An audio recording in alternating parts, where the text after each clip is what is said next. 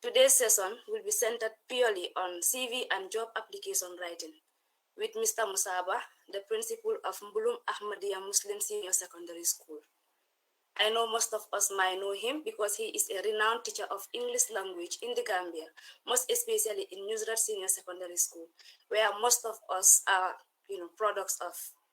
So, Mr. Musa Bah, we acknowledge your presence and welcome you to the session. Without further ado, I would like to invite the president of the Association of the Students in India to give us an opening remark. His Excellency, Mr. Fati, if you are here, please. The mic is yours. The mic is yours. Thank you very much. Bimbe Ba Fale, calling you Your Excellency. And then, Mr. Ba, I think I should tell you, Ko Abibatuddin is in attendance. So, you know what that means. Great. Thank you very much, everybody, for coming in. And first of all, thank you, Mr. Ba, for honoring our invitation. Actually, if those of you that would remember, by the time we were doing the campaign for the elections, that was when I sent Mr. Ba's confirmation to participate with us and teach us on the job application and CV writing. So I reached out to him way before I was elected as president, because I thought it wise that part of my plans is, people should be capacitated.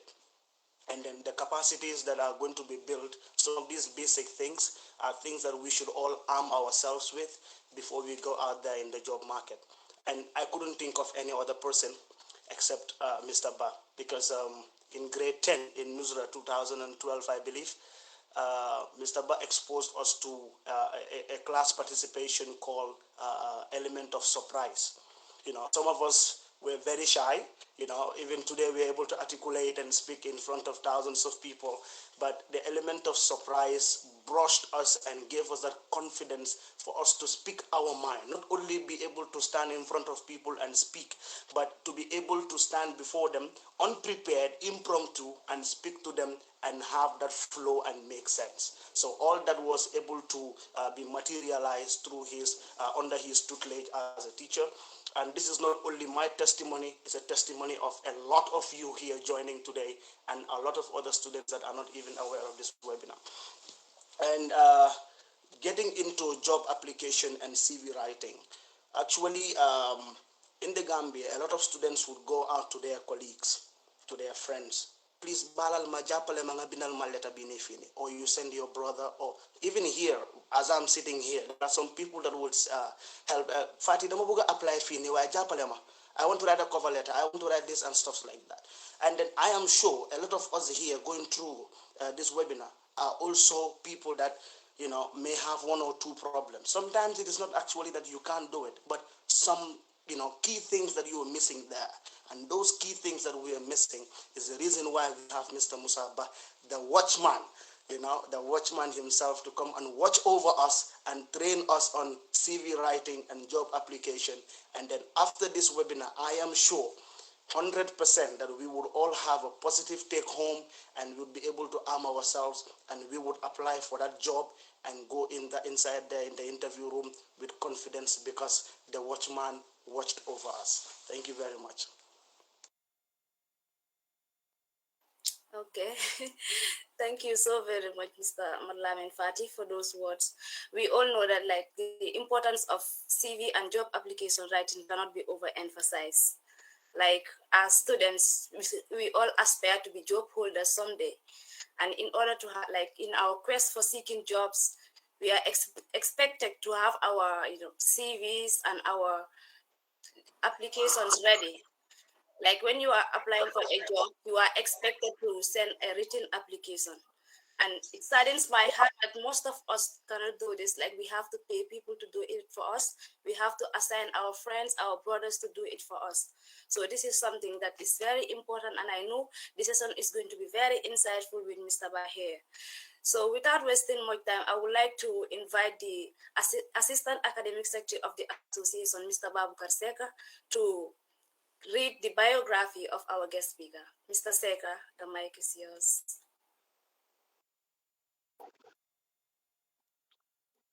Good afternoon, everyone.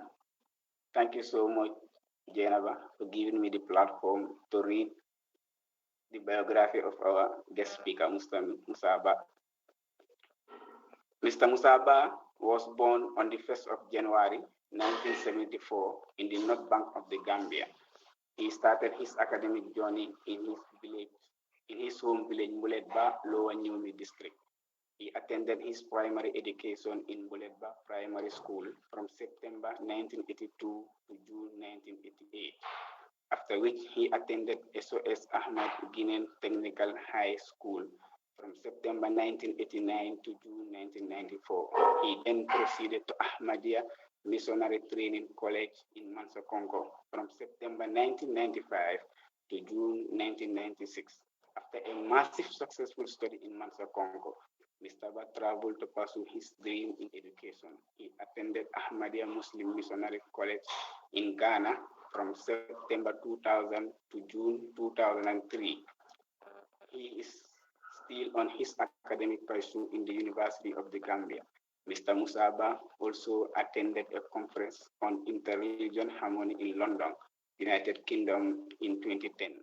Professionally, Mr. Musa Bah works in different portfolios and positions in the Gambia. He served as area missionary Ahmadiyya Muslim Mission in Farafenye and Basset from May 2003 to September 2007. From September 2007 to May 2019, he teaches English language at the prestigious Mizrat Senior Secondary School. Mr. Bah also served as a program manager for Muslim Television Ahmadiyya from May 2019 to July 2019. He has also been in the field of journalism and communication from September 2017 to June 2019. He works at September 2019. He works at Media Academic of Journalism and Communication as lecturer of advanced English. Mr. Musa Bah is the principal of Molom Ahmadiyya Muslim Senior Secondary School from 2020 till date. Mr. Bah is also an executive member and vice president of the Writers Association of the Gambia from September 2016 till date. In February 2014, Mr. Musa Bah represented the Gambia at the International Book Fair organized by the Kingdom of Morocco. Mr. Musa Bah authored several publications in the Gambia and beyond, which includes The Midnight Call, The Big Check, The Slang Hammer in 2014, The Email in 2015. He also co-authored The Long Road to Democracy in the Gambia in 2017. Mr. Musa Bah is a teacher, a writer, and a special commentator. He is a source of inspiration to the young academia. Thank you so much, Jenaba. That's the biography of our honorable speaker, Mr. Musa Bah. Thank you so very much, Mr. Seka, for that. Indeed, he is a source of inspiration. And then your capabilities, Mr. Bah, are not doubted. I am sure this session is going to be very, very insightful. Anyway, and you will also tell us the importance of having our CVs intact and getting it updated whenever it is necessary. Because I can remember the first time I wrote my CV, it was very, very urgent. I didn't even have a CV at hand.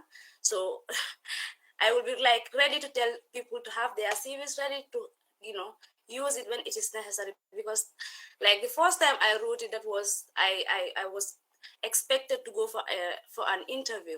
So I was expected to go with my curriculum vitae, and it was not done. So at night I got it done, and I was in a rush to do it. So I am sure you will update us about the importance of having our CVs done and getting it updated whenever it is necessary.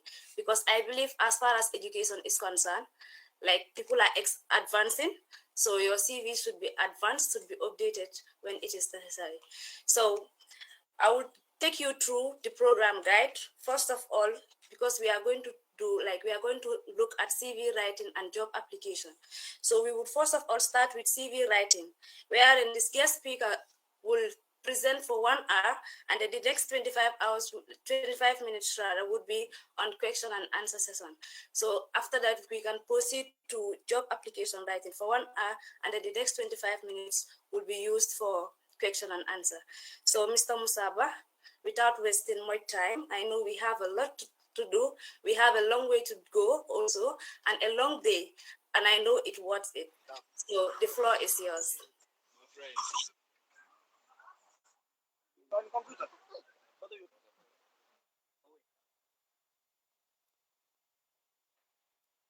You are muted, sir.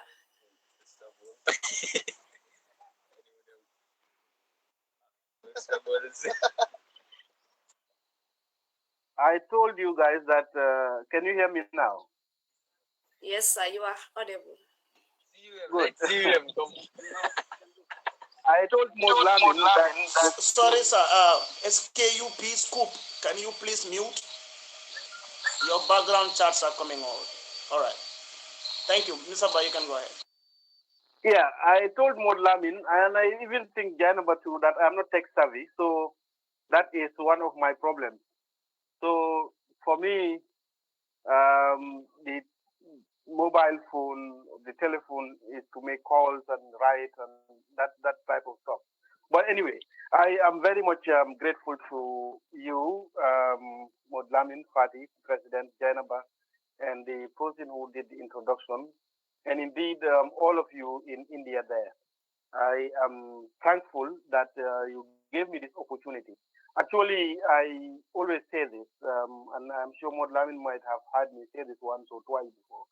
The only time that I feel really happy is when I have an opportunity to serve my people. So serving you, therefore, is a source of pleasure and joy for me. So I thank you very much for giving me this opportunity to be able to serve. Now, it is important, like Janaba said, that one has your CV intact and ready all the time at a go.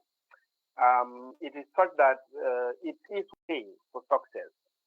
If you succeed, that's a price you will pay. And in the case of the school system, the price you will pay is that everyone will want to come to your school, which you may not be able to cater for.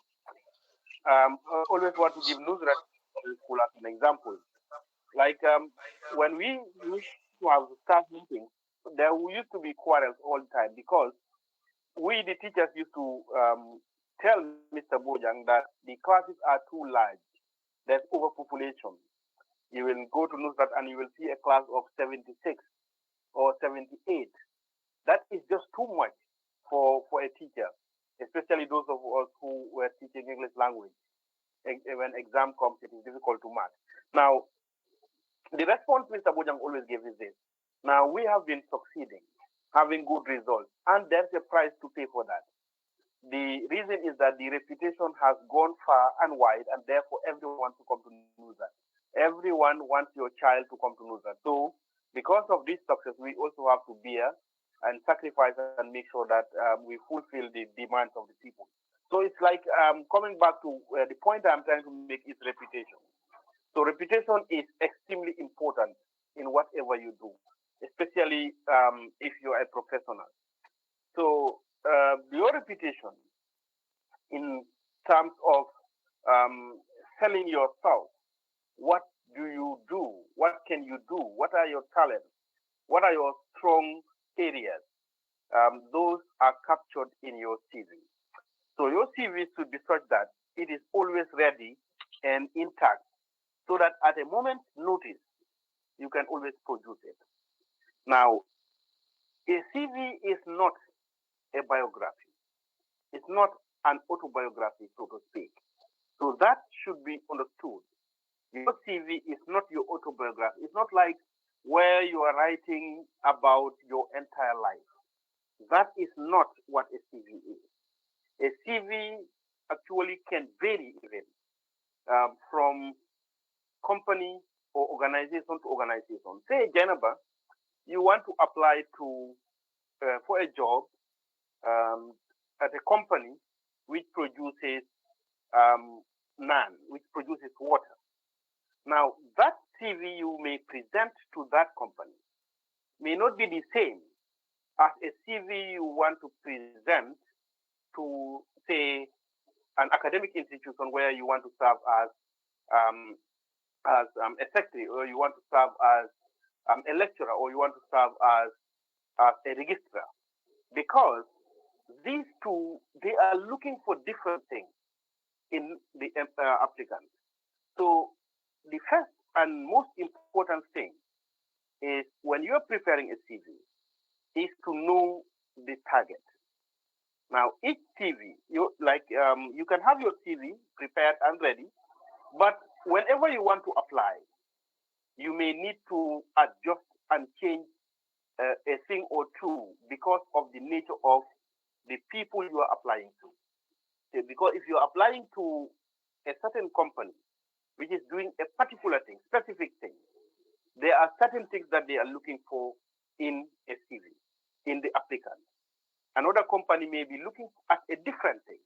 So therefore, your CV may need a readjustment all the time. Anytime you want to apply to a particular company, you research them first, know what they want, what is their mission statement, what are they trying to produce, and you try to anticipate what they will expect in an applicant. So you adjust your CV according to that. So that is why it is not like a rigid format which you prepare and put it aside, and anytime you want to apply, you just print it. No, that's not the case. So anytime you want to apply, you have to research the person, the company, or the organization you're applying to, and see what they want. What do they do? What do they offer? What is their mission statement? And you then try to see what you can offer in line with what they are doing. Now, how are your skills relevant to, say, such a company? So in order to do that, therefore, you may have to adjust a thing or two in your CV and send it. Maybe if you get that job or you don't, after some time, you may need to apply to another company or another organization.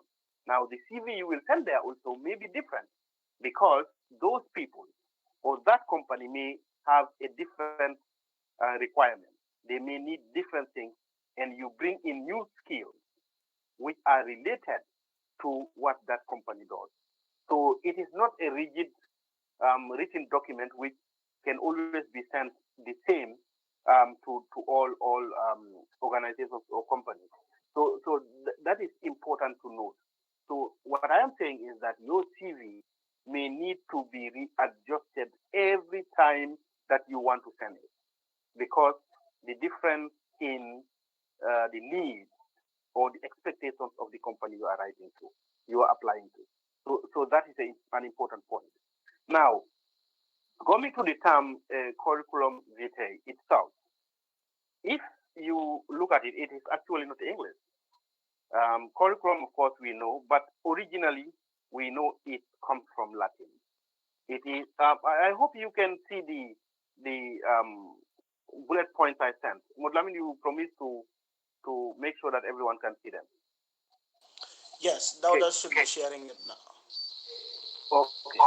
So everyone can see. Oh, okay. Yes. So the term curriculum vitae is yes, not. It's on the screen now. I hope it's visible to everybody. Yeah. Okay. Yeah. Okay. Great. So it is simply a concise document which summarizes a person's professional skills, both past and present. Now, if you are writing a curriculum vitae, for example, you are writing to a company, you may need to tell them what you have done in the past. Say, like I was giving an example with Geneva, you want to apply to a company that sells naan. Say you want to be their marketing agent. You want to be the director of marketing in that company. Now you have to remember what you have done in the past that gave you a skill which will convince them that you can do this job. So you bring that into your CV. Now, if on the other hand, you are writing your CV, you are submitting your CV to, say, a news editor, say the Standard newspaper in the Gambia. You want to be, let's say, a columnist. You know, I hope everyone knows what a columnist. A columnist is someone who writes articles, specialized articles, for a particular column in a newspaper on a weekly basis, a monthly basis, or sometimes even a daily basis. Like I used to be a columnist for the Standard newspaper, where I used to write an article every week. That is what a columnist is. Say you want to write to the Standard newspaper, you are sending them your CV that you want to be a columnist. Now they want to see whether you have done that in the past or something that is similar to that.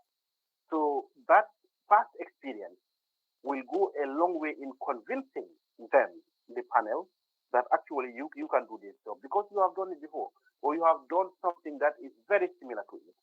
Not necessarily being a columnist, but say if you were, say you are a news editor at a Voice newspaper, or you were a writer, you contributed stories to the Voice newspaper for 6 months. So you can bring that in to show that, okay, I have done this or something similar. So therefore, I believe that I have the potential to do this. Now, remember, a CV is simply in the crudest form selling yourself. You are selling yourself.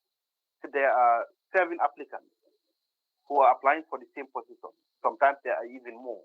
What is it that you think you have and the others don't? What makes you unique?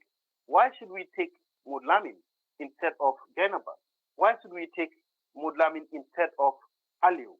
So that unique thing, that idea or that experience or expertise which makes you stand out, that should be highlighted. It is very important because, you know, remember the ones who are viewing your CV, the ones who are vetting it are also looking at 10 orders or 20 orders. So if they are all the same, now why should they choose you? So you have to find a talent, a skill which will make you stand out. Let me give you an example. Say a company is looking for someone, an employee who needs to be constantly working with others, constantly working with others in a team. It's not something that is done singly as an individual, but you have to do it along with other people. So one thing that can make the team or the people who are in charge of appointing accept you is, for example, giving your hobby as a football player. A football player. If everyone who ever watches football knows that it is a teamwork. No one plays football and scores a goal independent of the other team members. For example, I want to make this an interesting moment.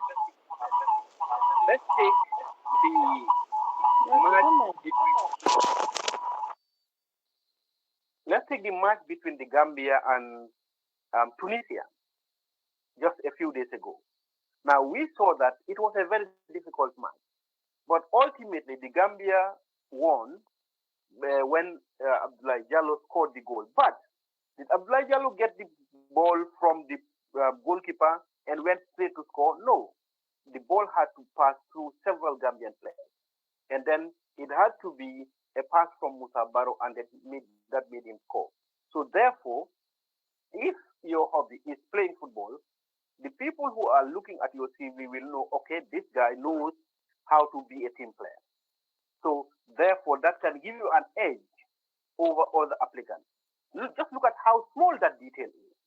That in the section that has hobbies, interests and hobbies, you write football players. So just because of that, the others do not have that, and the company is looking for someone who has the ability to work in a team as part of a team and not an individual. Then that can make you win the vote and you become the one elected. Excuse me just for a moment. I want to drink my attire. I know most of you know that I drink attire all the time. Mudlamin, you are invited, by the way. I have my cup of tea here. Chai. So you are drinking chai. Yeah, chai is here. You are invited. Okay. So coming back, I hope that that example is understood. Now, every detail matters. Every detail matters. Now, coming to the format, there's no standard or particular format to say one size fits all. No. You can prepare your CV in any style you want. There's no style to say that this is the only style. No. If you want, you can prepare it like Word document. If you like, you can prepare it like Microsoft Excel, and make it bullet points. If you like, you can put it in paragraphs. Say your education. You start with education. You talk about your education in one paragraph.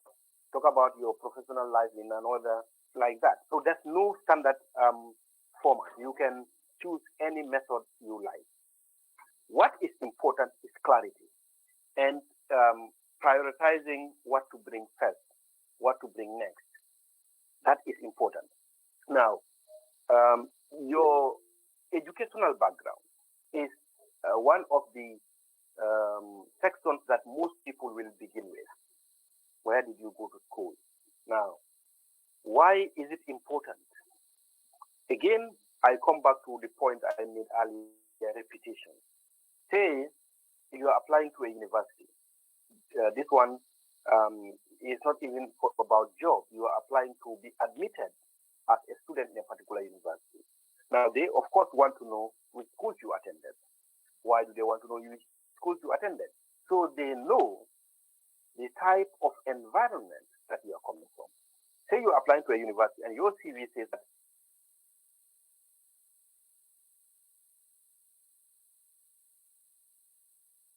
that has any information about schools in the Gambia will know one thing for sure, that even if it is not the best school in the Gambia, it's one of the most competitive schools.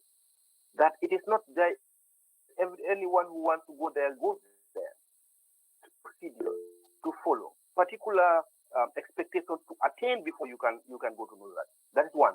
The other thing is that the other type of competitiveness is that when you are in a class, you cannot hope to always be on top. It's just not possible. If you are fast to know that, you know that. You may be very brilliant, but you will find people who are even more brilliant. Or if they are not more brilliant also, they are more determined and hardworking. So the university wants to know what type of school are you coming from. So your CV says that you come from Musa. So any university that knows these things about the school will know that, okay, this person can be can study in a very competitive environment, and that may give you an edge over others who have applied. So that is important. So your educational background, starting with, of course, the university, which university you attended, and another important point here is your majors. So you study in the University of New Delhi, but what did you study? So your major, mostly you should include that also, major and minor, and of course the year. Which year did you go there? That is important. So that is very important. But of course, before you go to your education, you have to talk about yourself, personal information, your personal information. But your personal information, like I said, this is not a biography. It is not about your life story. It is your skills, your interests in relation to what this company that you are applying to wants. So you can talk about your ability, your ability to work under pressure. That is important. A short biography, someone who works well under pressure. That is important. You see,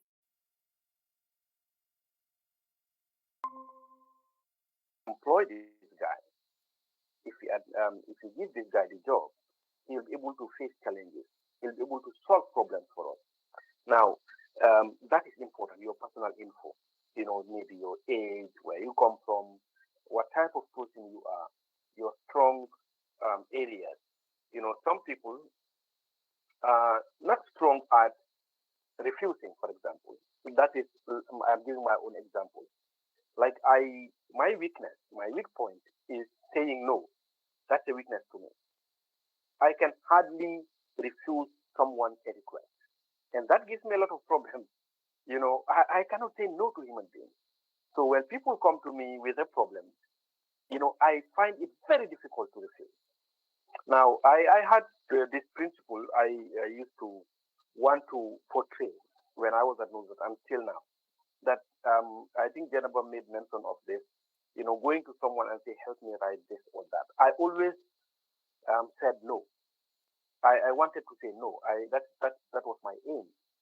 But every now and again, I failed to stand firm on that.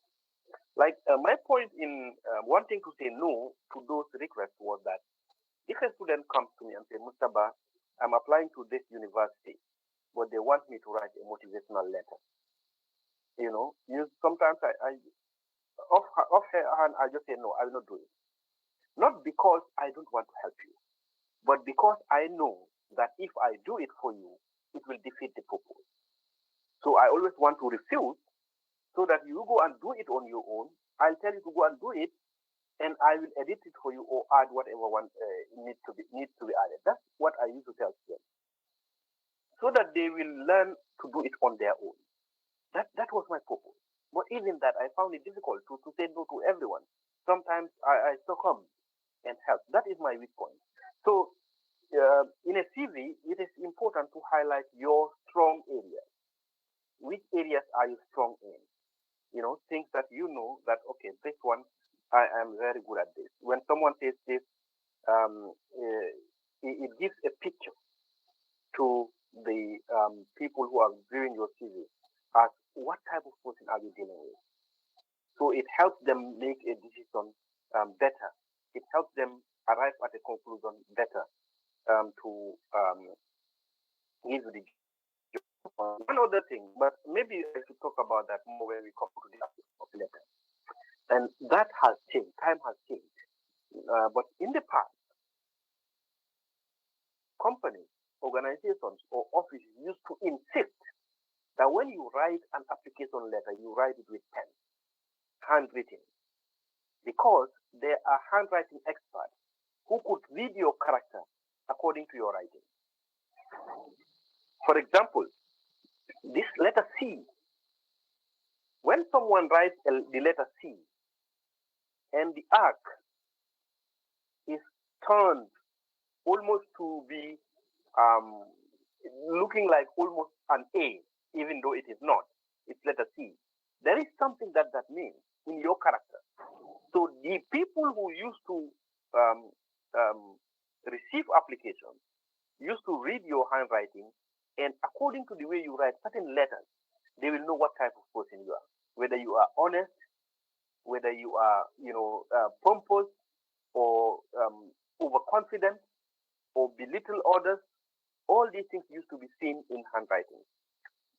Luckily, the computer has changed all that. People write their applications using, the computer, so no one can read that, at least from that angle. But still, there are some experts who can look at your construction of sentences and know what type of person you are, how you think, whether you are a forceful person, whether you are a weak person, whether you are, someone who is not afraid of confrontation. All that in the way you construct your sentences. So it is very, very important to know how to do these things properly, because at a first glance, I can tell you there are people who will read a lot of things into your writing. So your CV is the first point of call that will tell people how you are, what type of person you are, And there's one simple mistake that many people make when they write CV, and that is they oversell themselves. Never promise anything in either your application or your CV, something that is not actually true.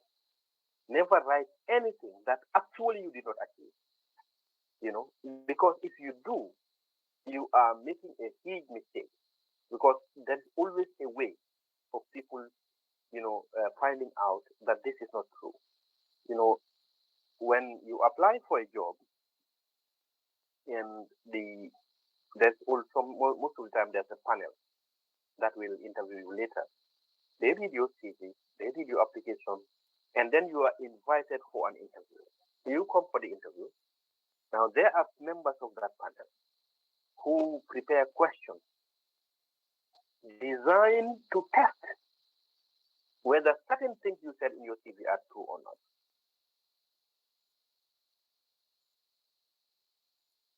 Notebooks, and they ask you certain simple questions. They may seem to be simple questions, and you answer them, and then they will know that you lied at a particular portion in your CV, and then that will prevent you from getting the job.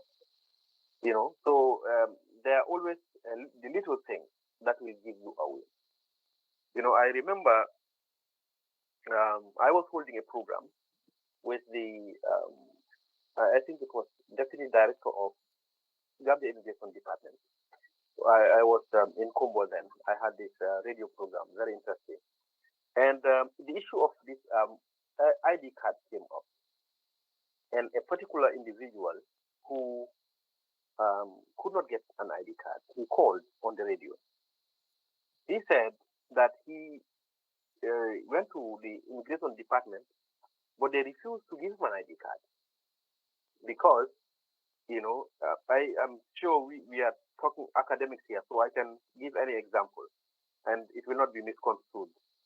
So this guy, you can go ahead. Yes. So this guy portrayed that he was not given the ID card because of his ethnic group. He was a Fula actually, and he wanted to portray that it is because he's a Fula that he did not get the ID.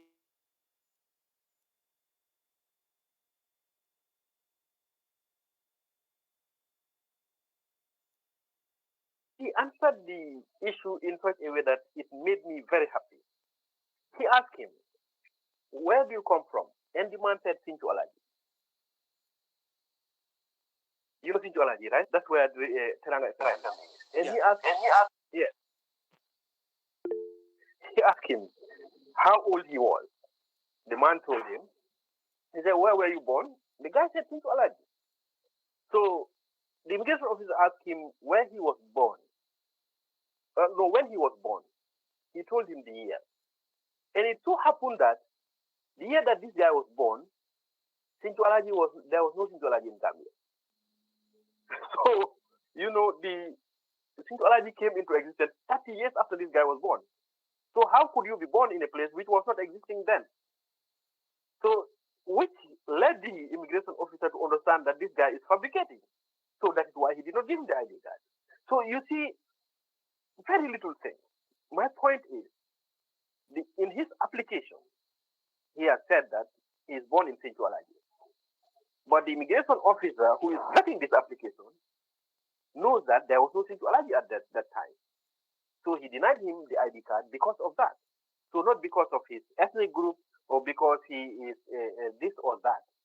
So my point is that there will be questions which are lifted from your CV. They are designed to know whether there's a lie in your CV. So, and if one is caught in a lie, automatically that will make you lose that opportunity. So whatever you write in your CV, make sure, 100% sure, that it is something that you have achieved, something that you have done. Don't say you have gone to the University of Kazakhstan when actually you studied in Bombay, so they will know. So that is important. So your education. So mostly people start with the university. Then, if you have gone to college before, actually those are some little differences in wording. In the United States, for example, it's college. They say college. When they say college, they're actually talking about university. So in the Gambia, it's different. College is different. University is different. Some people go to college first, then they go to university. So as the case may be. So you start with your university, then your college. If you are looking at the Gambian system, then you senior school down up to primary school. Otherwise, you can just say college if it is American style, because for them college is university. So you can go it that way also. So that is one way. Next, but each of these should be a separate section. Like we spoke about personal info first, that should be a separate section. Then you come down to education, separate section. You can leave one line in between, the space after the personal info. You leave space, one line, then go to education, leave space, one line, then go to work, your professional, your personal life. What work have you done? Where did you work? What can you do? So you list those ones also in that order. And remember, because there is always the possibility of a panel taking up the matter to make inquiries from your references. So it is always important to write actually the places you have worked in for also.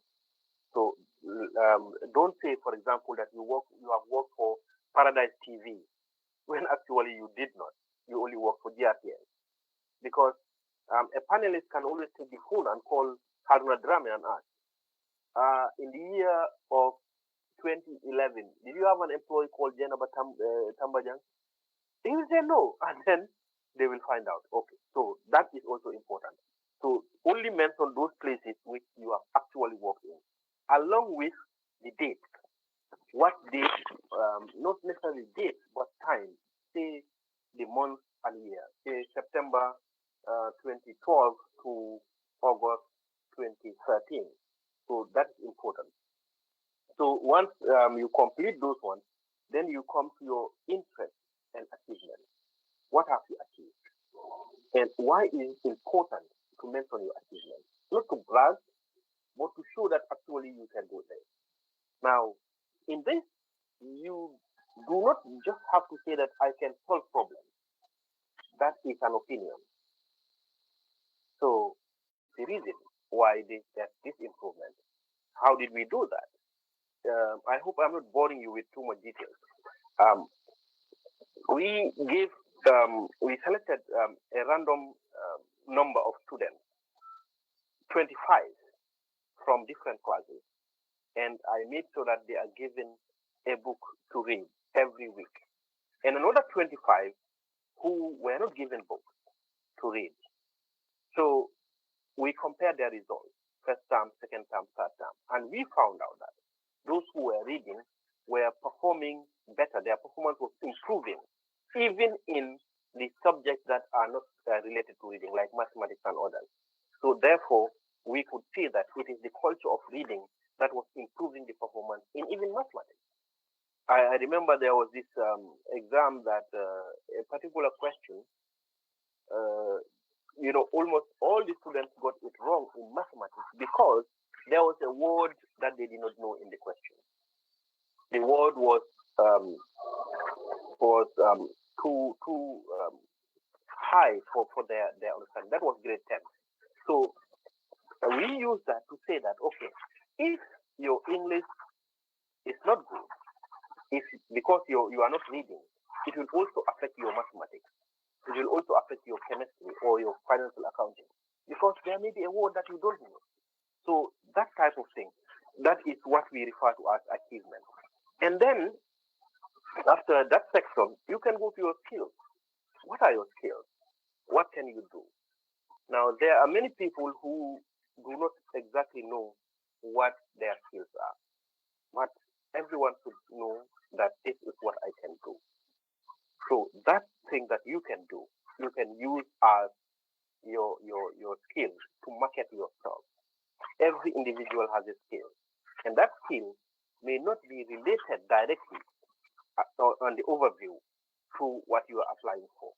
But there is a connection deep down, which the person or persons who are viewing your CV know that it can have an impact on your work experience. So just state, for example, like I give an example of football. If you are a good footballer, that is a skill.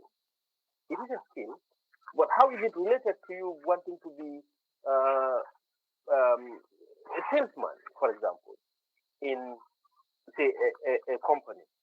It is related because a football player is a team player, and in most of these work in companies, organizations, they require a how do I put this? They require a level of connectedness, being able to connect with other people. So therefore, your skill as a footballer, being able to play football, will tell the panel that, okay, this person will be able to work in a team. This person will be able to work not independently, but in a team that will coordinate and achieve the results that we want. So that is why skills is important. So, sometimes it may seem funny that if you remember the testimonial, I don't know other schools, but in Nuzat, our testimonial, there's a place where you write about your skills. Many students in Nuzat used to go to Amba. I am sure you remember him, Amba, and he will write he was a keen football player. Sometimes this was not true because some of the students did not even play football. But why is it important? Why is it that no student left that place blank? They always went to Amba. And then he will write that you were a keen basketball player or football player or volleyball player. That is because the ones who will want to employ you will look at that and know that you have the stamina, to not give up. That is another important part, not only about being a team player, but also the fact that you do not give up. No matter how difficult, no matter how hard it is, you always continue. So that is another important. There is this this country. There's one country in Eastern Europe. They sent one of their athletes in an Olympics game. It was this race, and this person he took last. But what was funny was that long after the race has ended, he was still running. And someone told him, "Look, this race is over. People are moving to other events. Why are you still running?" He said, "My country did not send me to start. They sent me to finish." So the finishing is what matters. So stamina, determination. You try one thing, it doesn't work. Don't give up. You go on again. If you have that ability, you are likely to get a job in any company because they know that you will not give up. I don't know how many of you know Sylvester Stallone, better known by the Rambo. acting name Rambo. Yes. Rambo came to America and wrote a story, and it was turned into a script, movie script. And one company that produces movies, films, wanted the script. It was very good, but Rambo's condition was that he will have to be among the actors. He will be the lead actor. And that company said, "No, this is a very expensive movie. We are going to spend over $500,000 to produce this. So we cannot use someone who has never acted. We have to use our established actors." Rambo said, "Then you can look for another script, but not this one. This one, I have to be an actor there." So that year, they refused. So he did not get anything. So he continued doing menial jobs. He was a handyman, repairing things for people when their houses have problems, the door or window. He continued doing that and living the meager life of getting $1 or $2 in a day.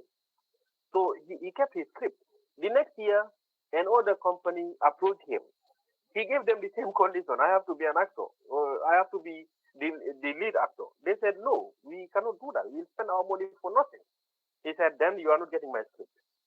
So until the third year, an other unknown company, movie producing company, came up and said, okay, we want to use this. He said, I will be the lead actor. He said, then you will not get enough money. You will not get a lot of money. He said, it doesn't matter. No matter how small what I get. I think his first movie, it was called First Blood. He earned only $10,000. But because he was the lead actor, he agreed. And it was so successful that that company became among the top companies that produce movies in an instant. So since then, the rest, as they say, is history. He's one of the richest actors today. But if he had given up, if he did not have stamina, that would not have happened. So the company or the organization that is viewing your application or your CV want to know that you are this type of person. The person who will not give up, no matter how hard the circumstances are, no matter how difficult it is, you will not give up. And you think of a skill, something that you are interested in, something that you have done that can convince them that you can do this. Of course, you do not have to narrate all the things you have done, but just an incident or two that will tell them how determined you are. That is important in your CV also. And after that, then after this, you come to your references, the people that you think will stand a good stead for you. They will say how hardworking you are. They will say how dedicated you are. They will say how intelligent you are, so that you will be able to achieve your aim. Now, the references can be your former colleague, it can be your former boss, it can be your lecturer, or your former principal, who knows you, who knows how dedicated and determined you are. For example, if I am to write a CV today, I am to submit it because I've worked with him for 15 years. So he knows my weak points, he knows my strong areas, he knows whether I am dedicated, he knows whether I have the ability to do a particular job. So if a company or an organization or a university were to call him and say, okay, Mr. Mojang, do you know someone called Musa Bah? He claims that he worked with you from this year to this year. What do you know about him? And then he will tell them. Now, that is important. So that is your reference, a person of trust, who has also the ability to speak about you to a person who wants to employ you or who wants to admit you into a university. Because let's remember, the CV is not only for the purpose of applying for a job. It can be also for the purpose of getting admission into a university. Some universities may ask you for your CV if you want admission. So they know what type of person you are, what you can do, whether you can work under pressure. Now, coming back to skills, I know the time is almost coming to an end. But Sorry, yes. Yeah, we'll give you some minutes to conclude, and then I will ask the participants if any of you have a question. You can write in the chat box, or you can get your questions ready. Okay.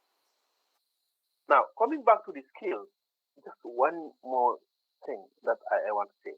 Even languages, the ability to speak several languages, that is a skill which you can present, you can put in your CV. For example, I not only speak, but read and write in Wolof, Mandinka, Pular, and Tere.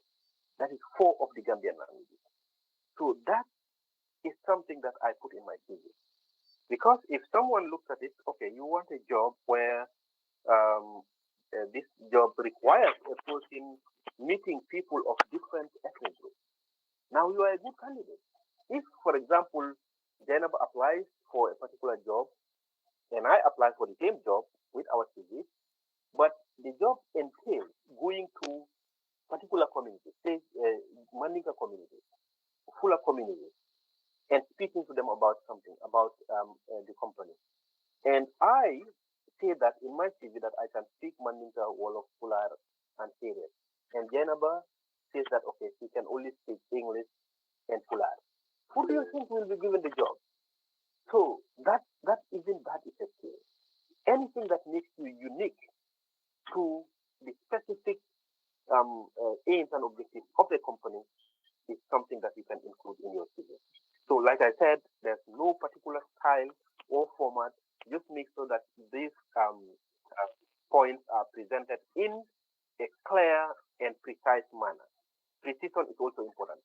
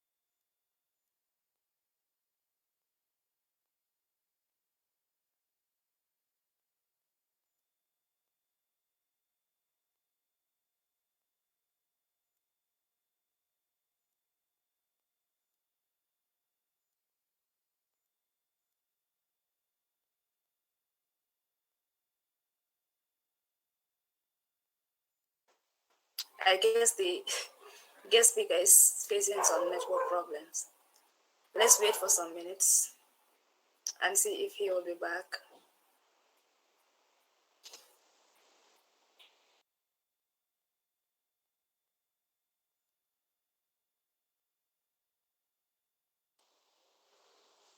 Or maybe it's Nawek.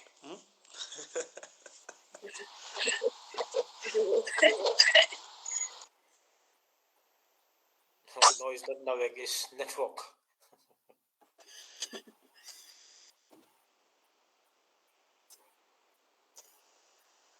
Hello, Madam Secretary.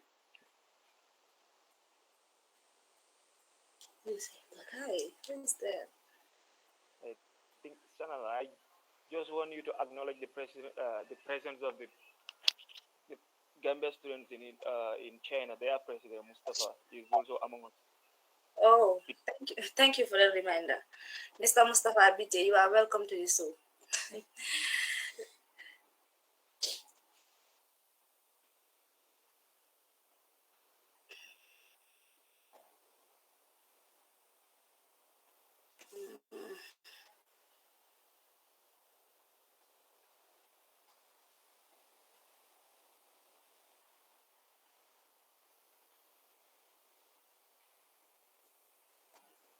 But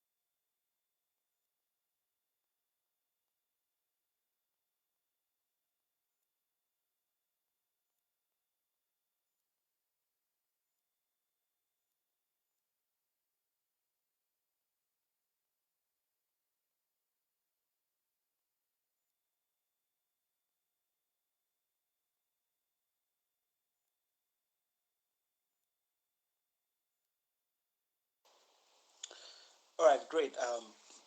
Madam Chair, Ms. Tambajang, if you can allow me, like, we can keep ourselves engaged. We're very sorry for that. Our presenter, Mr. Bah, is actually in the Gambia, and then most of the people that are attending, we know how the situation is back home, and the internet glitches here and there can always come in between, unexpectedly. But just to keep ourselves engaged, and then until he comes back, which I'm very sure that he would be back soon, and then just to implore on everyone that let us not leave the meeting, because what you call it, it's going to be an engaging training.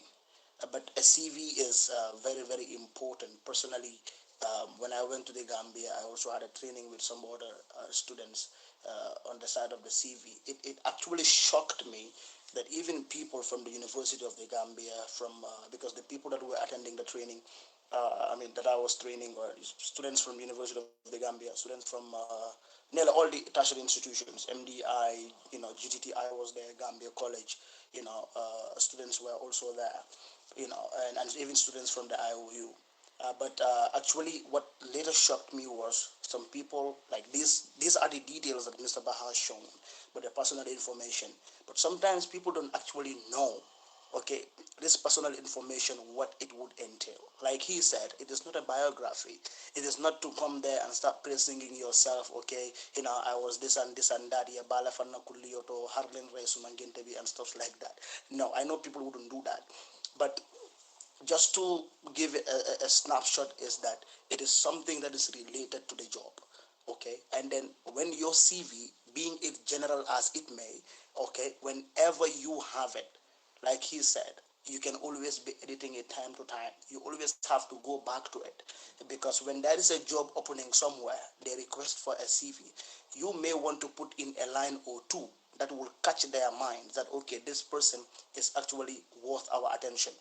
Why don't we allow the person to go to the next stage of the recruitment process, that is to the interview session. And then also you have to be very honest about what your CV entails, because perhaps in the Gambia most of the people may not actually check back on your references. They are mostly particular about your academic achievements, but some people are mostly particular about your experience. Now, in your experience section, that experience section, for example, I taught in the IOU for 2 years, but you don't only say that I taught in IOU for 2 years. No, but in your experience section, you can also add one or two lines that will show that what responsibilities you have carried out when you were doing the teaching. Or if you were an accountant before and you are going for a finance director now, you have to also put one or two lines in that accounting thing that will show that these are the responsibilities I took. I was responsible for the day books, I was responsible for postings, I was doing this and that. That will also give an insight to your employees or whoever is responsible, to make sure that they know that you have actually handled certain responsibilities that would help you when you take up this other job that you are seeking for. You get the point. But people, most of the times, what they would do is they just write one line, okay, I was an accountant in GT Bank, or I was an accountant in GBoss, or I was this and that. No, but everybody can write it, but the responsibilities that you have taken whilst you're doing that accounting job, or whichever position you ever handled, will also help in a long way to go. Your references are very, very important. Your references are not your uncles, they are not your brothers, they are not your, even if your brother is a person that has employed you, I would say because of that family relations that you guys have, you may not want to put a person there. You always want to put a person that has no direct relation with you in terms of bloodlines or family, but have somebody who you are related with professionally, somebody that can always be reachable, okay, on email and on phone, so that they would be able to say good things about you. Because a CV, like, it's selling yourself out there that I am the one that is worth it than the other person who is also applying for it. So you don't want to put me there because you know that we missed each other for 10, 15 years. We never spoke. Like, you are my childhood friend. I'm already here. You just go and put my name there because, I Fatih Labuldeg and stuff like that. But if they call me surprisingly, the way I will act with them, I may not be able to connect with them directly that, okay, yeah, actually it's Alpha who applied. But you may want to choose somebody that is reachable and the person would definitely speak good things about you. Not your mathematics teacher who you have been dodging classes for a long time, and then you just go and put the person's name there. Obviously, he's not going to sell you good. He's going to sell you bad. So, but generally, your references are people. And then, the more you get high profile references, the better your chance also. So it shows your connectivity. Like for example, they say in entrepreneurship, they said your network is your net worth. So the people the people you put in your reference, matters. You get the point. Like Mr. Bah was saying, if he puts Mr. Bojang as his reference, obviously Mr. Bojang's name is a household name in the Gambia. It's not a name that can easily dwindle, even if whatever. So that name itself is a good one. So imagine you get connected. So Dauda Boja would say, okay, my reference is Murlamin Fati because he's the president of the Association of Gambian Students in India. So that name, imagine, Dauda, all jokes aside, okay?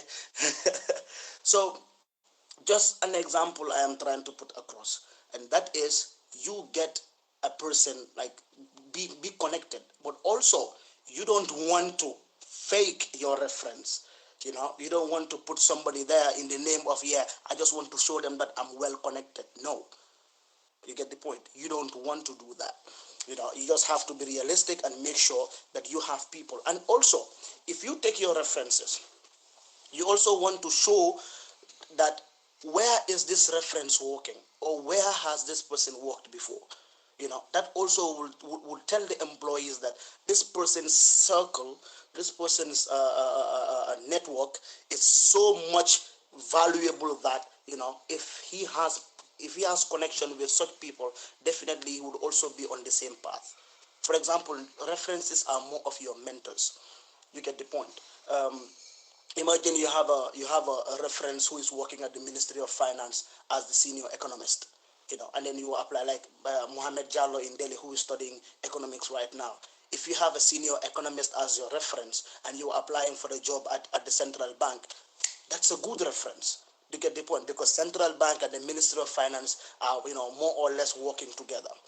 But I hope some of us have notes while Mr. Bah was presenting. We were taking some notes, so that when he comes back, we would be able to ask, some good questions, and then, he would be able to give us some good feedbacks, and we can arm ourselves. Let nobody fool you. We all need CVs. We all need it. And then it has to be looked at every now and then, when you get the CV is the first interaction. Some people now, they're not even asking for application letter. Bobo Pasana. We are no more living in the ages of write an application letter. They just tell you, okay, this is our email, drop your CVs. So if your CV is not able to market you, because some people, what they do is, okay, I don't know how to write a CV, but in the job application letter, that is where you want to write everything. Now people are not doing that. What they are looking for now is, even most international appointments now, that they just send you the link, upload your CV. So if your CV is not presentable in that way that whenever they read it, they should be able to know that you are the most qualified person for this job. It's not about luck. Okay, let us not base it on luck. It has to be how you present yourself. Most of the times they say the way you dress, that is the way you are addressed. So the way your CV is sent, that is the same way people, the employees are going to look at you, even though you're not sitting in front of them, but your CV should be made in a way that whenever your employees see you, they read it, they should be able to know that, yes, you can proceed to the next stage of the recruitment process. I'm sure Mr. Bah has joined. I will leave you, and I'm sorry for boring you with a lot of words. Mr. Bah.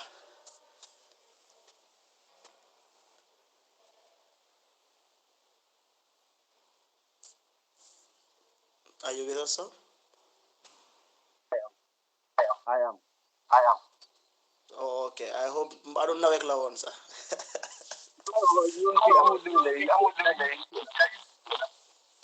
Okay, sir. So I get it. You're welcome back, sir. Thank you.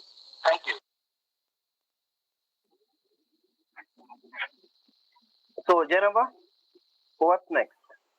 Yeah. Have you concluded your presentation on CV writing? Yes, only the final part I was saying something. I don't know whether you all heard that. That's about the spelling and grammatical errors. So please, when you complete your CV, go over it and make sure that there are no spelling errors, no grammatical errors, because that's the fastest way someone will discard your CV. No company or no panel will want to continue looking at a CV which has so many grammatical errors or spelling errors. So when you complete, you can go over it or even invite a friend to look at it for you and see if there are any spelling errors or grammatical errors, they should be rectified. Because once someone starts looking at your CV and sees spelling errors or grammatical errors, they will discard it in the first place. So they will not even continue to look at the other areas you have listed. So that is extremely important. You must make sure that all your spellings are correct, all your grammar constructions are intact, so that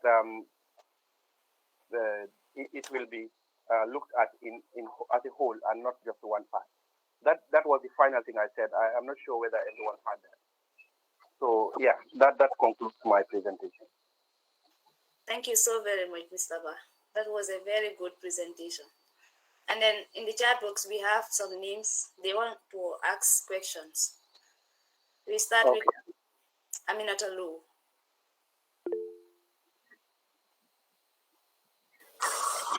Hello, assalamu alaikum everyone. Wa alaikum salam. Good morning to you, Mr. Bah. Morning. I would like to thank you so much for that wonderful presentation. And also, we've learned that you lost your dad sometime last, I think that's the beginning of the year. So I would just like to send my deepest condolences. And we're praying for him to rest up and also wake up in Jannah. Amen. So the question that I would like to ask is, most of us youths are normally engaged in voluntary works, and also we are always participating in some associations and also attending some trainings. And whenever we do so, normally we're given certificates for these participations. So I would like to ask whether we're always allowed to add these certificates that we get in our CVs, because sometimes there are a lot. Honestly, sometimes there are a lot. Like even up at day training, you can get a certificate. So is it important to add all of this?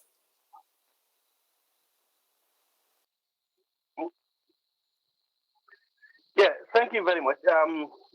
I think you have mentioned something very important: voluntary activity, where you go and at the end of the day they give you a certificate. Now that will add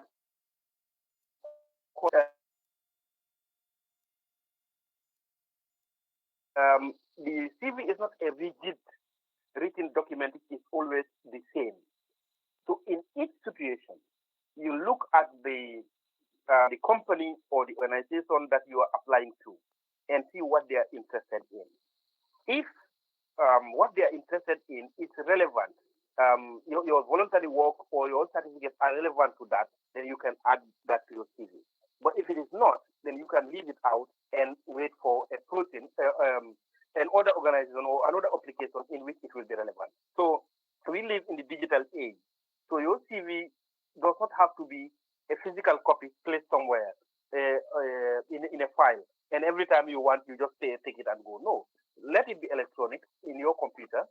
Anytime you are applying to a particular company, you research them, see what they're interested in, and you look at those areas in your achievements, in your skills, in your professional work, or in your educational background. The things that are relevant to that company, you slot them in and you print a new CV. I hope that answers your question. Yes, sir. So it does. Thank you so much. You're welcome.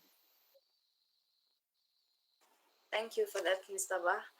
The next person we have is Abraham Kamara from Ludhiana College of Engineering and Technology.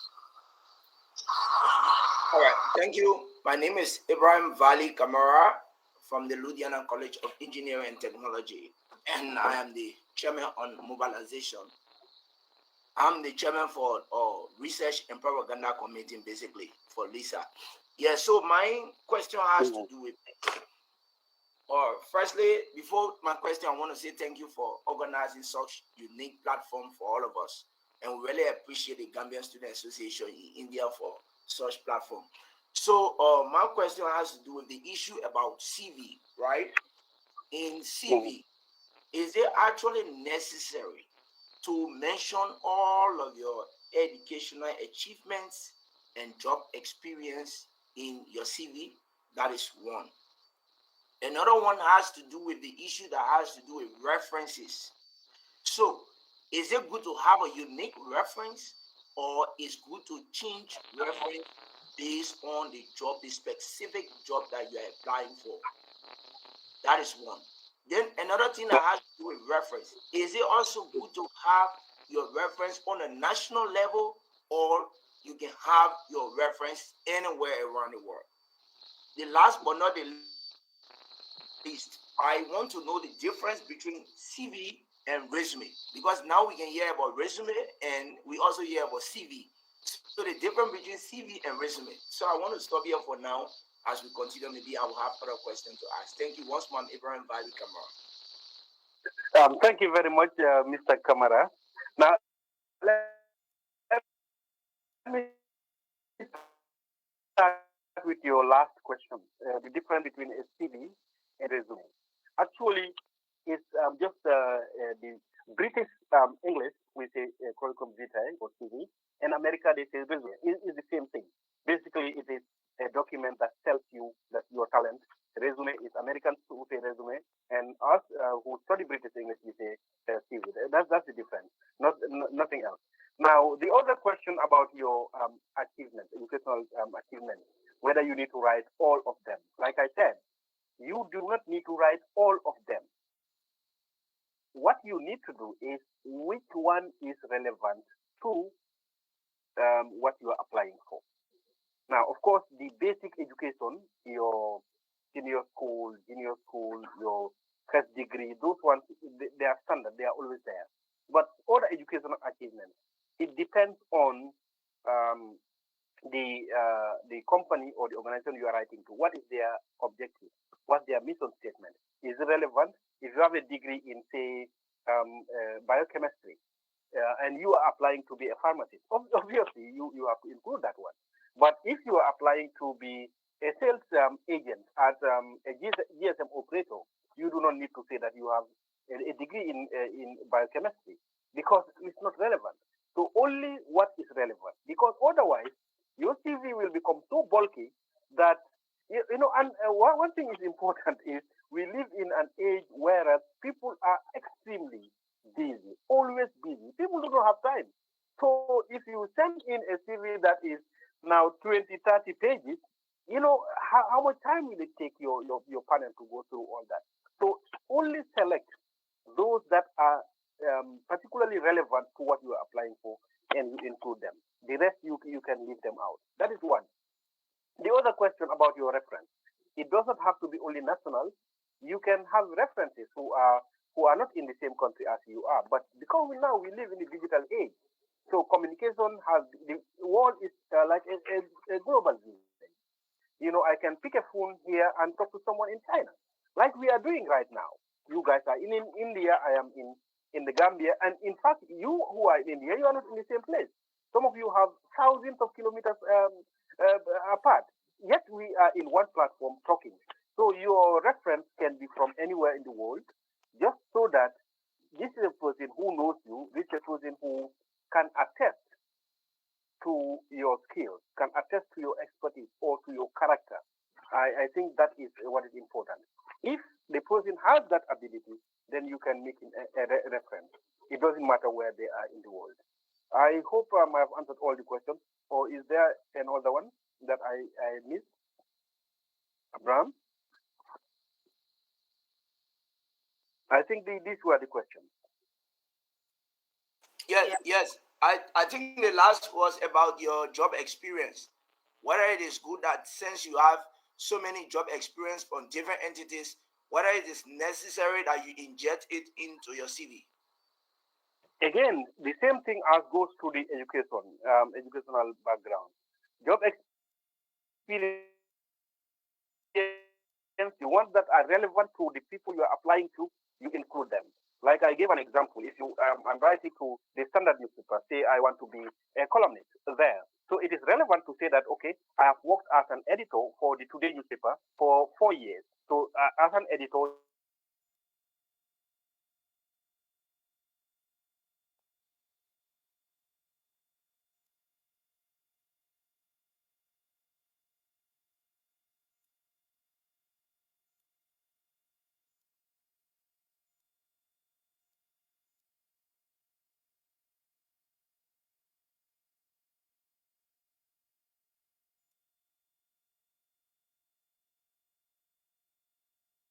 so that people will know that to what you are applying for unnecessary. The rest you can leave out so that it will not be burdensome for them to look at your CV.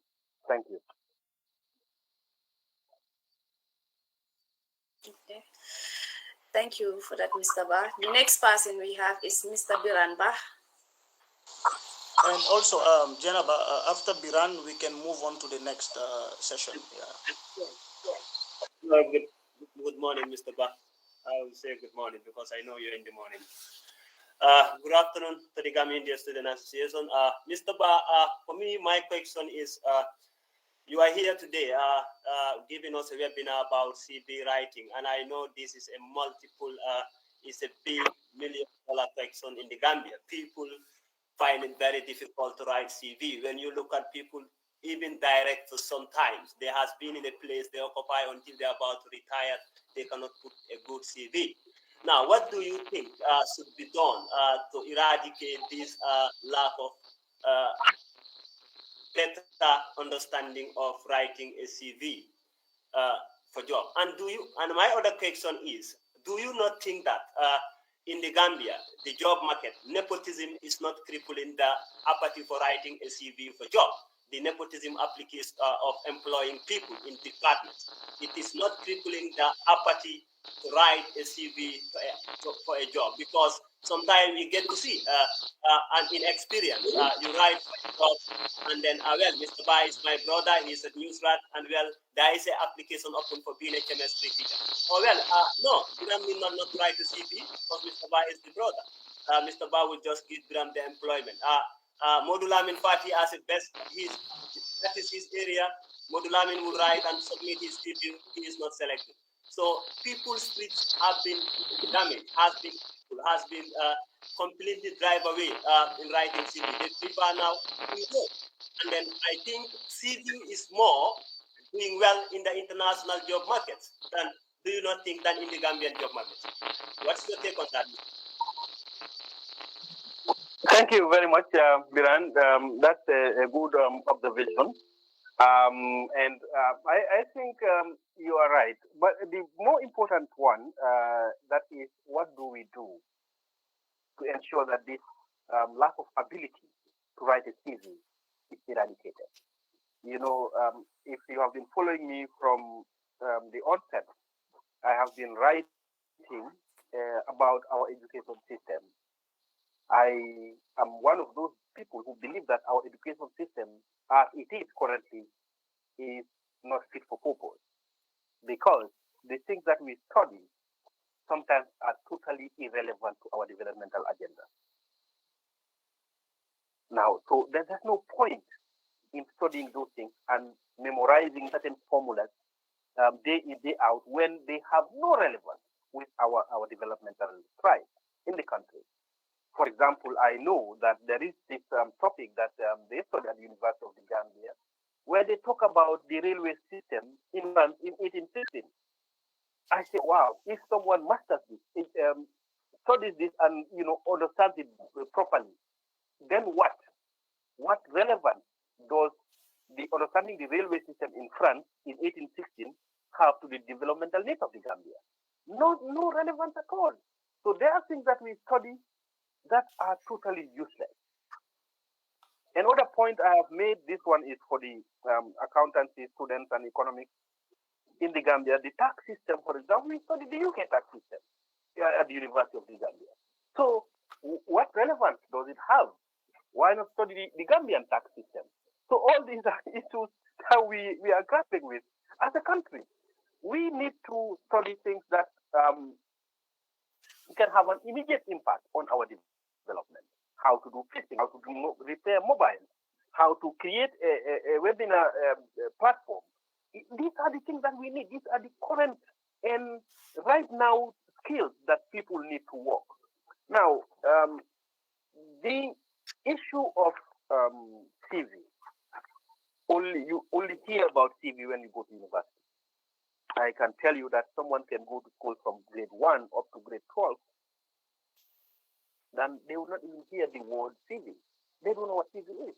So this needs to be included in our maybe senior school syllabus. Someone to be able to prepare a CV after completing grade 12, because you want to apply to university, you want to apply for a job or anything. So the system should include this from an early stage. And not only this, and so many other skills that we need for our development. Those are things that are vital. Now, on the front of nepotism, like I always say, corruption and nepotism, they affect everything. When there is corruption and nepotism in a country, there's no sphere of human life which is not affected. Everything is affected. Of course, if you apply for a job in the Gambia with a brilliant CV, and there is someone who is a cousin to the director, to the cousin to the person who is in charge, you are likely to be passed over.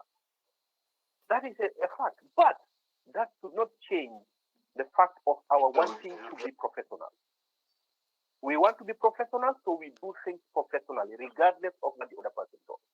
So make sure that your CV is intact, it is written properly, and it is updated every time you want to use it, and tailor it to suit the job you are applying for, and leave the rest for the others. But we should be professional. So be professional. Make sure that whatever you do is at a standard, a professional standard. And if someone behaves another way, that is their problem, not yours. I think that is what I can say on the other question about nepotism. Thank you. Okay. Thank you very much, Mr. Bah, for answering those questions perfectly. Now I think it's enough on CV and CV writing. So we would like to move to job application writing. We only have one person in the chat box. I think you have to pardon us. We move to job application writing now, Mr. Bah. One? I would like to have a sip of that other. Very nice.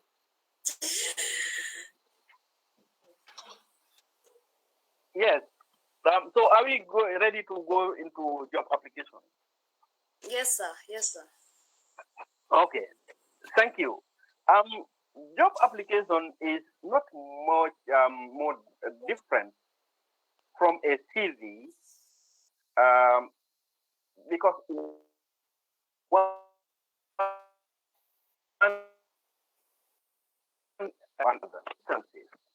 if you are writing an application, you are also supposed to include a CV.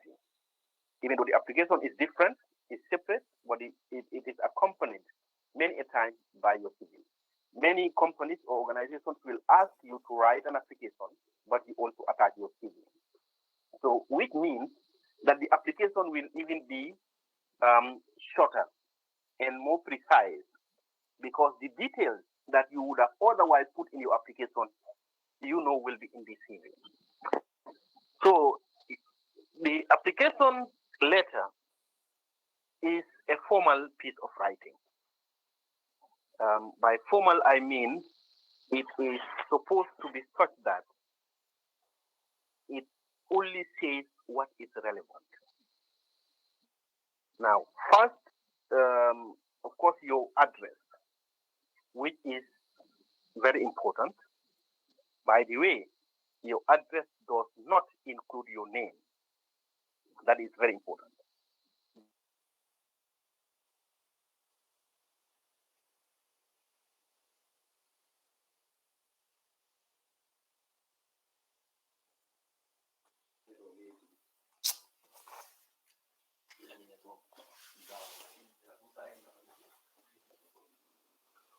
Madam Academic Secretary. Yes, sir. Yeah, my boss. I also acknowledge the presence of our librarian brothers and some LISA executives.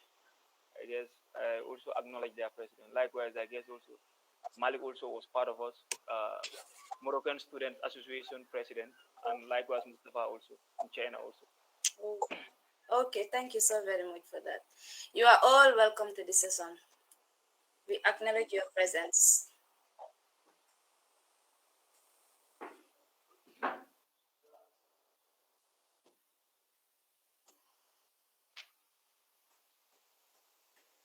Okay, sir, welcome back.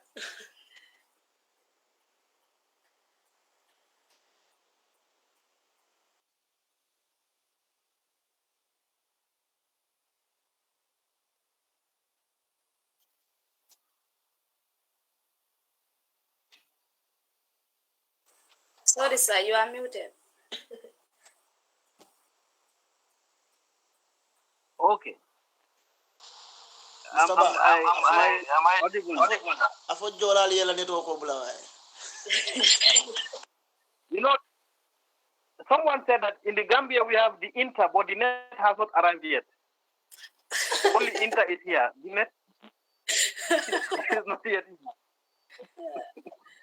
So now, going back, I was saying in the application letter, of course, it is a formal letter. A formal letter which is supposed to tell you also. But there are a few things which are extremely important. Your address, which does not include your name, by the way, the address of the recipient, and then the solution, then title. Your title should also be specific. Then your first paragraph, you must mention why you are writing.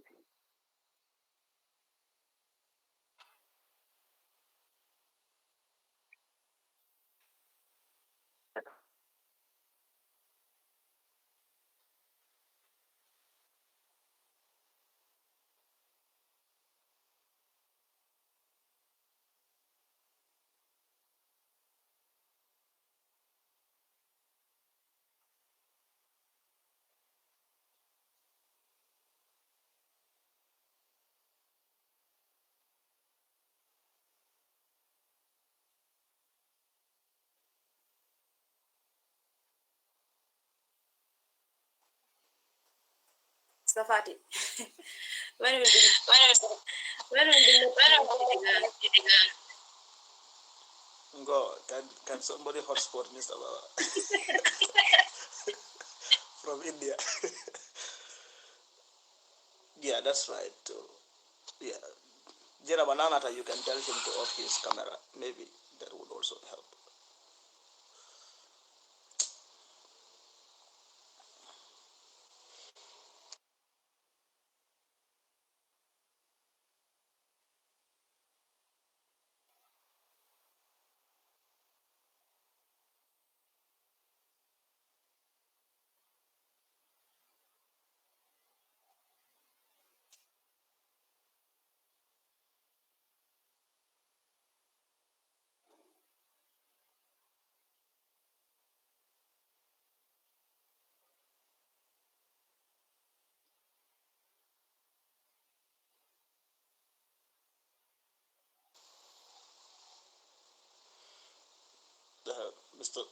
Mr. Basiru, I combo.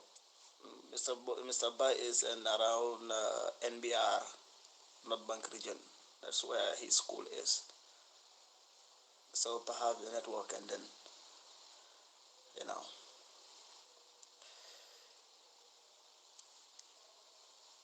Yeah, Alpha hotspot, go ahead, please. Well, to our esteemed guests, we are very sorry. As you know, these are things that are unforeseeable, and then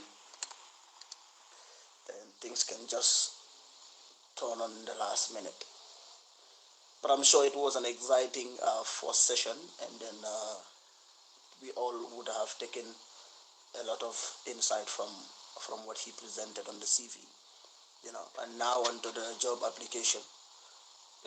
Him being an English teacher, of course, he must have taught continuous writing in class, and then that is where he's starting with the addresses, salutations, and stuff like that. That is giving us, a reminder of the comprehension passages, and then the body of the letter, the formal.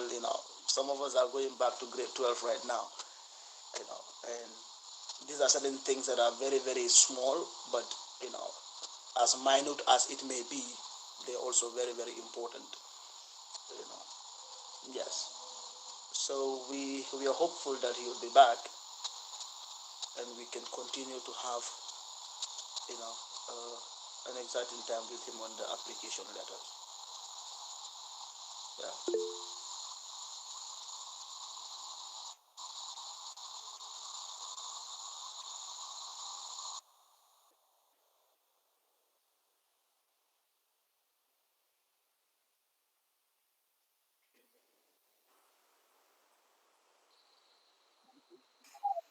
Sorry about that again. The internet is misbehaving. Mr. Bah, I would suggest if you turn off your camera, maybe that would make things better. You turn off your camera while presenting. Okay. How do I do that? How do I do that? Just click on the camera. Yeah. You put it off and then put it back. Yeah, that's it. I don't know how to do it. The camera sign there. It's off now. Click on it. It's off now. Not yet.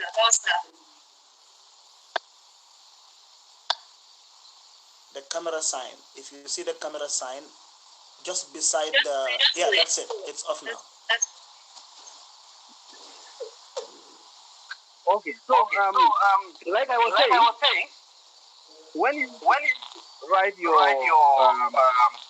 it's on. But anyways, we can go ahead. Your address of the recipient. Then you write your how to call it, your topic or title, and then you go straight to the point you are writing about. Introduce the letter immediately, not yourself, but say that you are writing to apply so and so job, which you believe that you are suitable for. And then the next paragraph, you talk about your suitability. Why do you think you are suitable for this? And then you talk about where you saw the the advertisement. Of course, sometimes we are aware of a job opportunity through the newspaper or through a friend. You talk about that also, and then you express your ability to do this job because of A, B, or Z. The person wants to know what you are saying is actually true. But again, because we are just discussing CV, you do not have to go to particular details in your application letter. Not necessary. One, because people don't have time. Two, because they will see those details in your CV. So you do not need to go to any particular detail. Application letters now do not have to be long. Write what you are applying for. Immediately you start, that is the beginning. Then say where you saw the vacancy, and then say why you think you are suited for this. Because you have studied X, Y, or Z, or because you have worked with X, Y, or Z, and that is connected. And also display some form of familiarity with the work that the company or the organization does. and then say what you want to do. What are you bringing to the table? What skill set are you bringing to the table? One thing you should never do is to promise something that you cannot fulfill. Say, for example, do not in your application say that you will turn over the profit of the company or the organization in 6 months. That's a good way of getting yourself sacked at the end of that 6 months. Because if you cannot fulfill that promise, then they will have no choice but to sack you. So do not say something that you are not sure you can do. Only things that you know that you can do, you present what you can do, and then leave the rest to them. And like I said, because the CV will be there, you do not have to go to any particular detail. Just the a sort of a summary of who you are and what you can do and what is the journey you have taken so far. So if they want to now get the details of those things, they will now go to this CV. But basically, that is how it is. And at the end,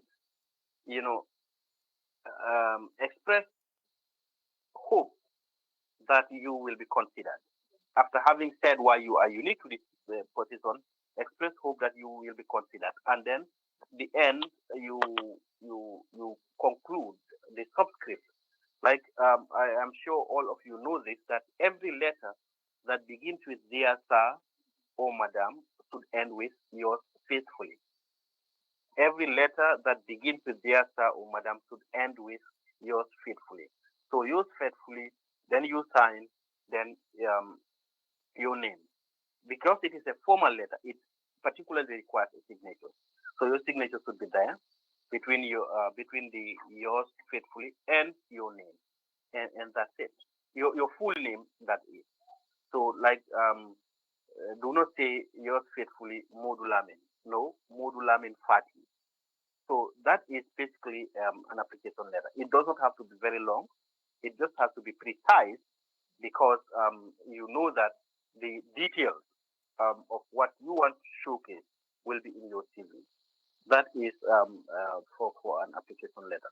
I don't think we need to spend as much time with the application letter as the CV because they are basically very similar in what they are doing, even though this one is just a summary of the other.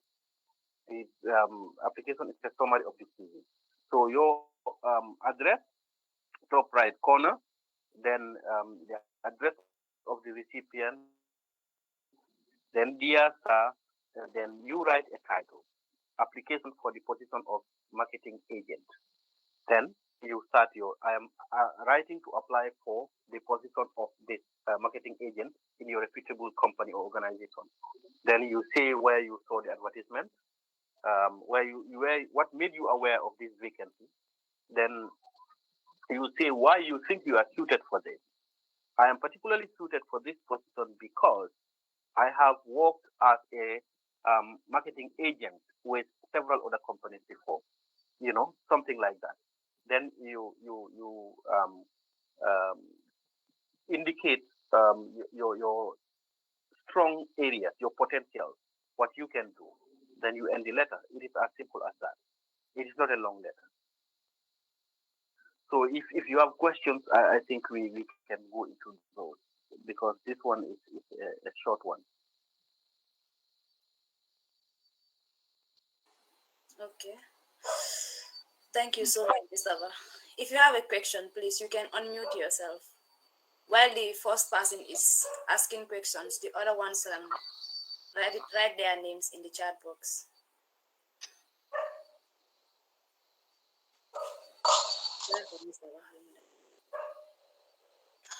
Presentation.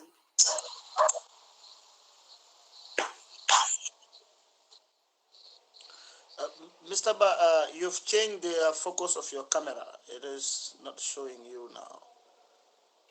Where is Mr. Ba? Can you write your name in the chat box for questions? If you don't have any question in job application writing, that means it's very clear, and it is very clear. That's true. So those that have questions on CV writing, you can also write your name. In the absence of questions, in job application writing. In the absence of questions in the job application writing, you can ask your question on CV writing if you have any.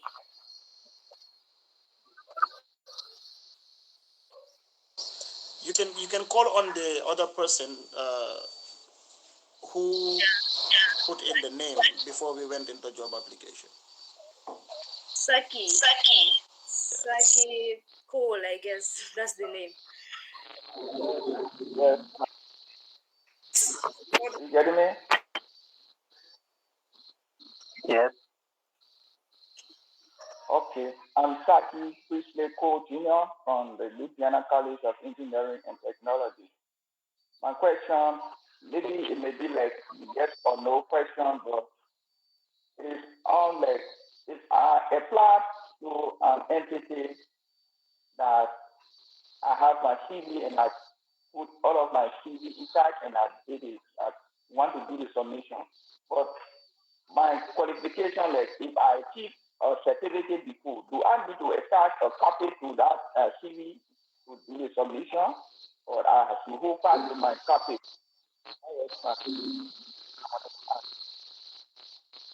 I didn't get that clear. Can you come again, please?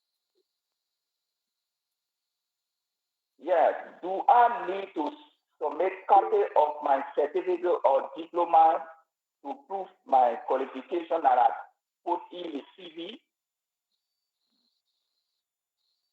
Okay, I get you now. Yeah, actually, most companies or organizations will require you to do that, but you can have a copy of that, a photocopy, and then when you are going for an interview, they'll ask you to come up with the original. So in some instances, you do not need to do that. You just need to send your CV, and then if you are shortlisted for interview, they will tell you to come along with the copies of your certificate. Well, you can send an application letter and a CV alone and send it like that. So when they look at that, they will now call you if you are shortlisted for you to bring your certificate. But not every time you have to send along with your certificate. No, just the CV and your application letter. I hope that answers your question. Oh, yes, you answered my question. Thank you. Thank you. You're welcome.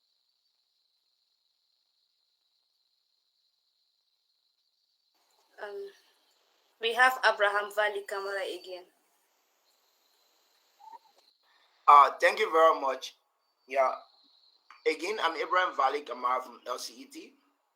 And my question has to do with follow-up. Yeah, in job application, you will observe that when we are through with all of these studies, we have all of the qualifications, and we want to get job, we're desperate to get jobs. So we apply to multiple of entities, for different jobs. So what are some of the methodologies in doing follow-ups to know whether you are accepted, by this entity, or what are some of the methods you can just use to do follow-up once you applied for the job? Thank you. Oh, okay, thank you very much. And Abraham, actually, on a normal circumstances, you will not need to do a follow-up. That is on a normal circumstances, because if a company or an organization advertises a job vacancy and people apply, they should take it to the next level of informing whoever is shortlisted. So if you are not shortlisted or you are not informed, there's a time duration, you can always telephone call to the secretary in that organization or company and ask. That should not be a problem. You do not need to go there, but a simple phone call can give you information. Say, the secretary of the place, or because most companies and organizations, their numbers are available all over. So you can call and say, I sent in an application on this and date for a particular job. I am asking whether the interview has been conducted or not. So that should not be a problem. But under normal circumstances, you do not need to do that because the company or organization themselves will reach out. Thank you.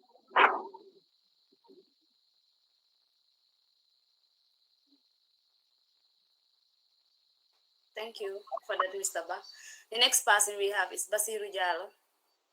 Basiru wants to ask a question on job application writing. Good morning from my end. I mean, good afternoon, sorry. Mr. Bah, my question is, when you are explaining about job application, you mentioned a format that is having the address of the applicant top right side corner, and then the other address left side, stuff like that. So last time when I wanted to write a job application letter, I just came across a format, a template actually, sort of. So in that one, it was kind of different. You have the name, like everything was starting from the left side. You have the name, just below it, you have there the title, and after that, you have like, your contact details, emails, stuff like that, then the address of the other people. So is there anything like, is that okay, or no? I just want you to comment on that. Yeah, that is also another that format, another way of doing it. On the top left you have your name, your details, then the address of the recipient. That is also another format. That is on the right. There would be anything, but you can write on the left the address of your address of the recipient, and then the answer. That is also acceptable. Because now we live in the computer age, so everything is done through computer. So you can do that. That's acceptable. Yeah. But if you know that in the beginning, people used to write with pen. If you think about it, it would be very awkward to write with pen and write both your address and the recipient on the same side. So now that the computer is there, so you can do that. That is also acceptable. Yeah. And I should mention also that some companies or organizations will tell you how to write your application, will tell you what type of format they require. So that is also there. So that is why I said, both in the CV and job application writing, you need to know the people you are writing to. Research them. Now that we have the internet, you can always go to their website, look at their requirements, what they need, and how they want it done, and then you do it that way.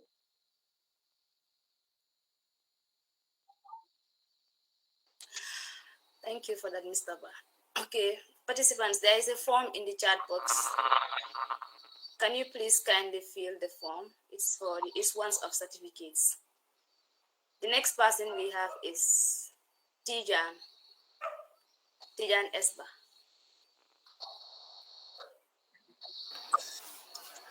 Hello, assalamu alaikum, Mr. Bah.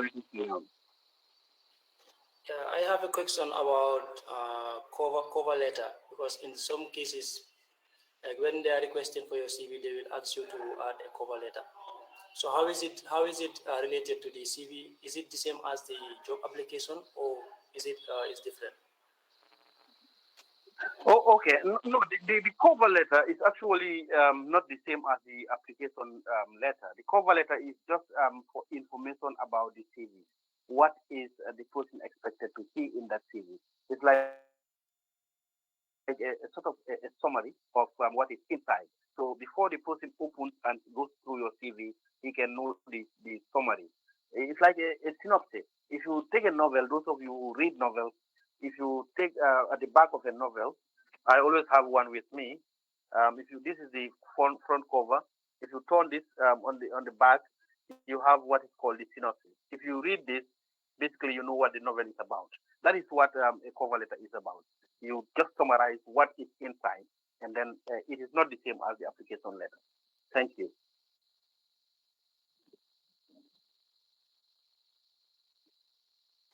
Okay. Thank you so much, Mr. Bah. I think you've answered all the questions very well. That brings us to the end of the session. But before we wrap up, we would like to invite the Secretary General of the Association to give vote of thanks. Mr. Mohammed Saidi.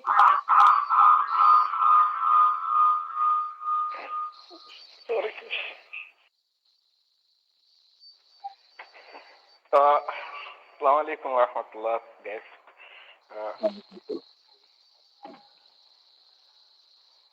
Good evening, comrades, and good afternoon to our guest speaker. I am Mohammed Mustafa Sediba, Secretary General of Gambian Students in India. It's indeed an honor to have you here with us, Mr. Bah. diverse, but we can find unity in it. So you can go there and then find his page, and I'm sure we all would benefit a lot from there. Thank you very much, and Janaba Bituo, you have the go ahead to end it. It's like Mr. Bah has just left the meeting. Yeah, he's. Okay, that's my so we thank Musa Bah the Watchman. Musa Bah the Watchman. That is the name on the Facebook page. Musa Bah the Watchman. Let me. Musa Bah the Watchman. But I sent it in the group. Yes, but some students are asking those are not in the group. Some of our colleagues from LCET. So you can take it from the chat box. Musa Bah the Watchman. You can follow him. And Basir, you were asking if you can reach out to him on those things. We would see. We would see whether we can have a connection with him, and then so he can be able to review some of the CVs. If Gambian students in India want, if you have your CVs, we can review and stuff. And I don't want to be an expert though, but I'm also available to review CVs because I've had experience in training and being trained on it as well. Yes. So that is it. Okay. Thank you so very much. It's a pleasure being with all of you today in this insightful session. Like, I thank all of you for joining. Those that have joined and those that have the intention of joining and couldn't, we thank each and every one of you. And we hope to receive you in our subsequent sessions. We thank all of you, and to all other respected participants, we thank everyone. We thank Mr. Bah. He's not here, but I think he did justice to the topic. So as Mr. Fadi rightly said, you can reach out to him.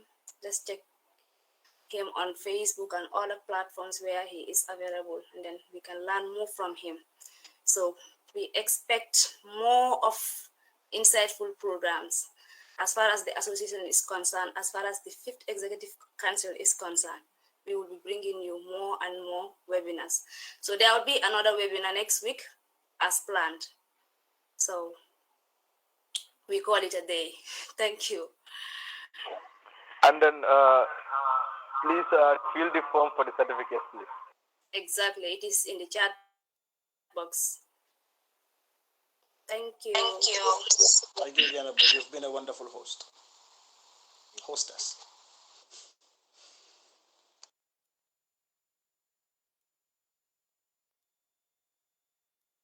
So Janaba, you better tell me thank you. No problem. Thank you. No sharing your screen with us. No problem. Next time, Thank you for sharing your screen with us. And thank Well, you. let's go with one song, Let's go with one song. And what's that? I'm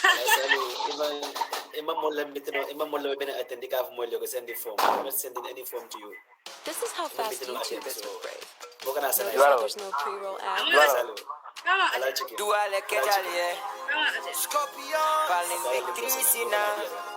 Gambia, coming Bundalo. Then how did you miss that thing? Jalo Yesu.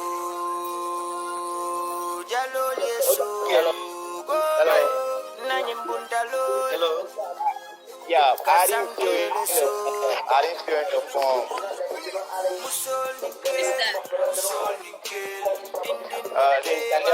LCT. I am sending Gambiana Banco. I can't believe qualified. Meta Baturula Nunga Metale. Niajan qualified as Salon Platale. Okay. Almusa de Jambaru Letide. May Alane Gambia Protele. Nascopian Olman Silla Tinglade. No, le barungolo.